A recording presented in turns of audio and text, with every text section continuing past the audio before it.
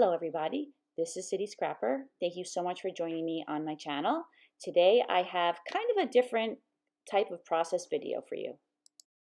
I am using the December 2020 My Creative Scrapbook limited edition kit, and this layout was one that I started way back in December and I just finished it recently. So the reason that I finished it recently was that I ended up not using this background paper for the layout that I had initially planned to use it for. But right now I'm planning on using, there was a cluster of poinsettias and photographs that was off to the left, and I'm adding some mixed media because I plan to put that cluster down the center of the page, and so I am just adding some gesso and modeling paste through the stencil that was in the kit. I'm just adding that to the page.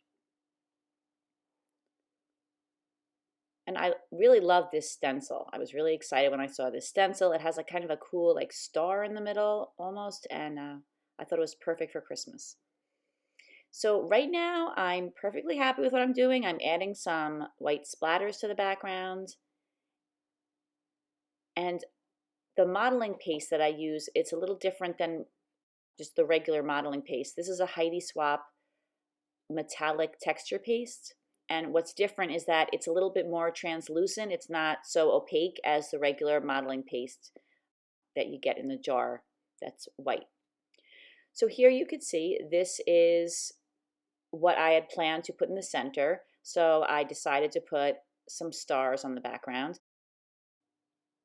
What I'm doing here is a little risky, well, risky as far as scrapbooking goes, but when you put two layers of modeling paste on top of each other, usually the first layer goes down just fine, but after you put down the first layer, the surface is bumpy, so then the second layer can sometimes not come out as crisp as the first layer, and that's what happened here. Some of the stars look just fine, and others are kind of bleeding around the edges a little bit, but they ended up looking fine. This was just one of the many hurdles of this particular layout. So now you can see that I turned the background paper to the other orientation. And what happened was I attached that big cluster down, and I realized that I attached it to the wrong sheet of paper. There was another piece of paper that was kind of similar, but it was different enough that I felt that it didn't look good with that cluster going down the middle. So I ended up attaching that big cluster to another pattern paper, and now I don't want to just throw away this background, so I'm going to try to rescue it. And what I'm doing now is I'm adding some more gesso to the background because I don't have a strip to go down the center. So I'm adding some more, like I said, gesso in the center, and I'm also using the gesso to cover up some of the places where when I pulled up that other cluster, the one of the poinsettias, I ripped the page in a couple of places. But for the most part, I was able to put some embellishments over most of the places where things were ripped.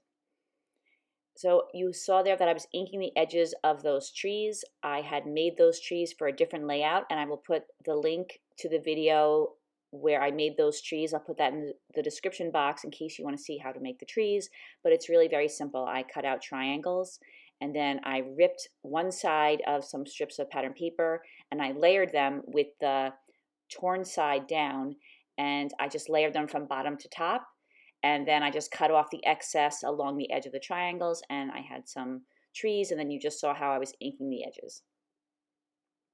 So now this is going to be my photo, and I'm using a frame that was in the kit.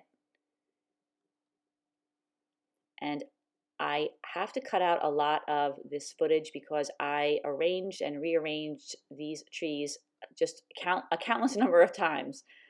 That's just kind of the way that my mind works. I just want to see all the possibilities, but I don't think anybody wants to sit through all of the possibilities that I explore. So I do have to cut out things now and then. Here I am attaching those trees down to the background, and for that I'm using some heavy-duty gel medium in matte finish, and I'm using a paintbrush, and that helps to attach everything down. It doesn't stay down immediately, but once it dries, it's a very strong adhesive, so I like to use that. Now that the trees are all positioned, I'm going to use the ATG adhesive to attach my photo down. And the ATG adhesive does a good job of holding down the foam, so I didn't think I had to use the gel to do that. Now I'm adding some heavy gesso, and the idea here was just to make it look like there was some snow underneath the trees, or at least that there was something for the trees to rest on, that they weren't just floating in the air. So I added a little bit of gesso underneath the trees, and I'm also using it to cover up any spots that were in that area that had been ripped. And now I'm thinking about how to embellish the page. I'm adding some poinsettias and trying out some pattern papers. I have a lot of scraps left over and I wanted to use those up. I have that little punched piece of green paper that's an authentique paper. The striped paper is a 49 in market paper, and I'm just layering those up to make a little border along the bottom. And then I'm trying to consider what I should do along the top of the layout. And I end up putting this thin strip along the top. And I start working with the embellishments. There are some Prima flowers. There's that Bow Bunny little title that says 25 Christmas Day. And then there are some other pieces of ephemera that were in the kit that I'm just kind of layering and fussing around with up at the top of the layout. And even though I kind of got the idea of where I will put some of the embellishments, I ended up taking everything off. I realized that those trees were just too high up on the page. And I just figured I better peel them up while that gel medium is still wet. And so you could see here that I just took everything off. There's more ripping because some of it did dry. So this was definitely not the typical layout for me. So here I am putting some gesso over some of those ripped spots.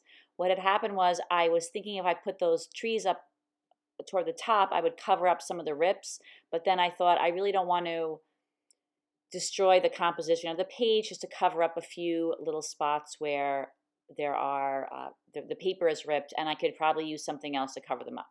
So I ended up moving all of the trees down, and then I started working on that cluster up in the upper right hand corner, and I used a little bar of music notes and a little piece of pattern paper that was from one of the branding strips. That's that green diagonal striped paper, and then some of the fussy cut roses from a Bow Bunny paper, and there's a little bow there too. So now I'm happy with that. Now I'm happy with where the trees are, and I put that little title back again that says 25 Christmas Day, and I'm arranging the other embellishments. There's a pine cone, and that I guess there's just one Prima flower left from the collection. I had used the rest of them on other layouts. I think this is the 7th layout that I'm making with this kit. So you can see on my table off to the right, there's still a lot of papers and embellishments left over, even after making all those layouts. So now I'm deciding that I'm going to stick to those poinsettias. So I'm layering them up and attaching them down to the lower left-hand side. And now I'm using some phrases, and I'm stacking those on top of that punched out border, attaching down the title. And I found a little bird that I put on the, you could see that there on the left-hand side of the top of the photo. So now I'm finally going to be attaching those trees down, and that's where they're going to stay. Oof. That was quite a journey for those trees and for this whole paper. I'm adding a few other little embellishments in. I added a couple more roses. I love the idea of having poinsettias and roses together. So I use, the roses are kind of all around the layout, and I use the poinsettias in the upper right-hand corner and the lower left-hand corner as well.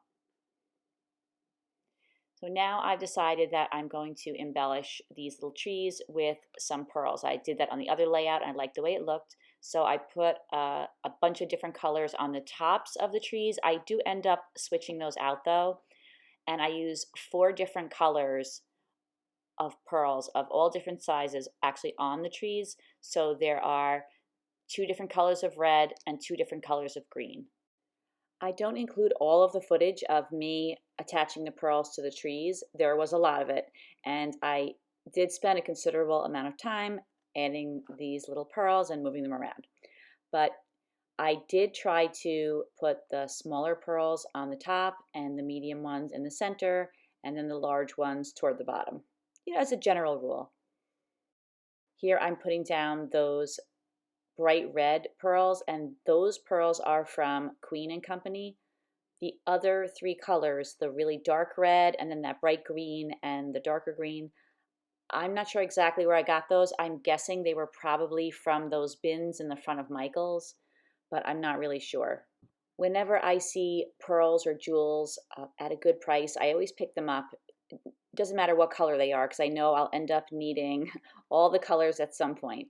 But I feel like those are such a great embellishment to add to any Christmas layout. So now you can see that I'm taking the pearls off the very tops of the trees.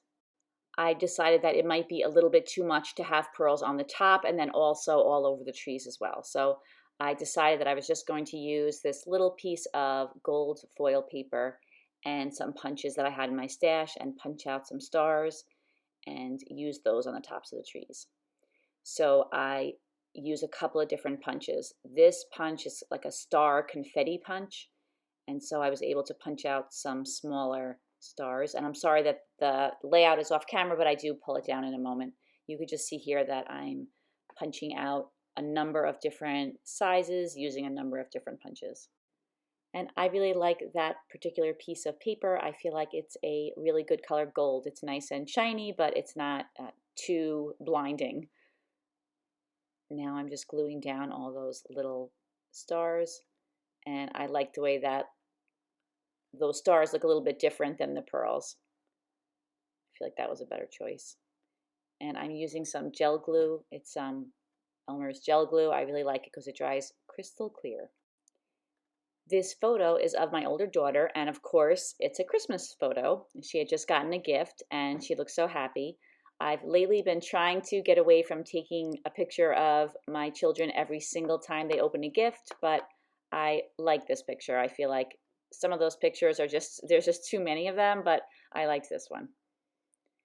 Now I'm using some thickers that were included in another My Creative Scrapbook kit, and I am adding these to the layout.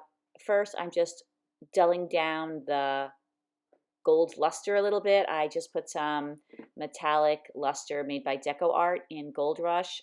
I just use you saw that I used my pinky to kind of spread some of that metallic luster around. And now I am just using some glue to attach them down to the banner on the top. It's hard to believe that these pictures are from 2016. It seems like this just happened. And now I'm just kind of fussing around with the spacing between the numbers, and I was going to put those little stars, which are also from the thickers pack, one on either side of the date, and I kind of like the way that looks, but I decided instead to put them next to the photo, and that completes this layout, everybody. I was super happy to have completed this layout and not let that beautiful piece of pattern paper go to waste. I hope you enjoyed the video, and if you did, I hope that you'll give it a thumbs up. I will put the link to the My Creative Scrapbook website in the description box, and you can check out all of their beautiful kits.